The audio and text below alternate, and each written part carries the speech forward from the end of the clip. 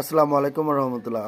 গতকালকে মাননীয় প্রধানমন্ত্রী জনাব তারেক রহমান ঢাকা বিশ্ববিদ্যালয় সফর করেন এবং তার এই সফরকে কেন্দ্র করে বিভিন্ন ন্যারেটিভ আসলে উৎপাদন হচ্ছে, যে ছাত্রদল নেতাদেরকে গলা টিপে ধরেছে এসএসএফ এর সদস্য, ছাত্র নেতা আবির দৌড়াদৌড়ি করছে, এরকম নানান রকম ন্যারেটিভ উৎপাদন হচ্ছে। আমি সেই দিকটা একপাশে রেখে আমি আপনাদের সামনে যে বিষয়টা আজকে উপস্থাপন করতে চাই সেটা হলো, গতকালকে জনাব তারেক রহমান তিনি বলেছেন যে ঢাকা বিশ্ববিদ্যালয়ের র্যাঙ্কিং অনেক পিছিয়ে থাকার মূল কারণ হলো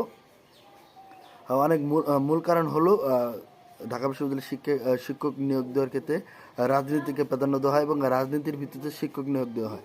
আমি জনাব তারেক রহমানের এই কথার সাথে সম্পূর্ণ একমত। ঢাকা বিশ্ববিদ্যালয়ে সমস্ত শিক্ষক নেওয়ার ক্ষেত্রে তাদেরকে রাজনৈতিকভাবে নিয়োগ দেওয়া হয় এবং রাজনৈতিকভাবে তারা আসলে নিয়োগ পাওয়ার পরে তাদের কাছে রাজনীতিটাই মুখ্য হয়ে যায়। তারা শিক্ষার্থীদের পড়ানোর ক্ষেত্রে উদাসীনতা আসলে তারা উদাসীন হয়, এবং শিক্ষার্থীদের থেকে তাদের কাছে রাজনীতিটা মেন এজেন্ডা হয়। কারণ রাজনীতির মাধ্যমে তারা প্রথমে লেকচারার থেকে প্রক্টর, সহকারী প্রক্টর বিভিন্ন পদে আসলে তারা পদায়ন হতে পারবে। এই জন্য তারা রাজনীতিকে মেন হিসাবে উল্লেখ করে, শিক্ষার্থীদের পড়ানোর ক্ষেত্রে মান যা আছে তাই হয়। এক্ষেত্রে আমি জনাব তারেক রহমানের সাথে তার পুরোপুরি কথার সাথে একমত। কিন্তু তারেক রহমান নিজের সাথে দ্বিচারিতা করেছেন। কিভাবে? জনাব তারেক রহমান ক্ষমতা আসার পরে ঢাকা বিশ্ববিদ্যালয়ের যে ভিসি, সেই ভিসি নিয়ে আগে যে ভিসি ছিল নিয়াজ আহমেদ খান, তিনি একটা যোগ্য ভিসি, তাকে পদচ্যুত করে নিয়োগ দিলেন বিএনপির শিক্ষা বিষয়ক সম্পাদক ওবায়দকে। এই অবাধকে তার কোনো যোগ্যতা নাই, মিনিমাম যোগ্যতা নাই ঢাকা বিশ্ববিদ্যালয়ের ভিসি হওয়ার, তাকে আসলে ভিসি বানানো হলো।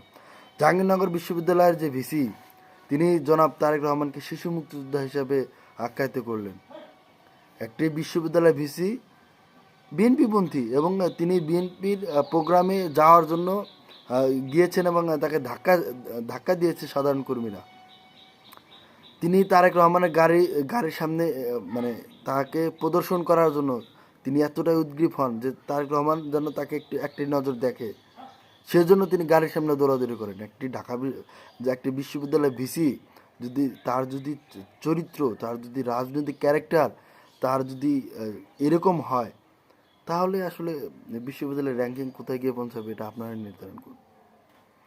তো তারেক রহমান নিজে বললেন যে বিশ্ববিদ্যালয়ে রাজনীতির ভিত্তিতে শিক্ষক নিয়োগ দেওয়ার কারণে বিশ্ববিদ্যালয়ের র্যাঙ্কিং পিছিয়ে যাচ্ছে, অথচ তিনি রাজনৈতিকভাবে ভিসি প্রক্টর, সহকারী প্রক্টর সব রাজনৈতিকভাবে সব বিএনপির নেতাকর্মীদের, বিএনপির শিক্ষকদের তিনি ভিসি প্রক্টর বানালেন। এটা কেমন দ্বিচারিতা?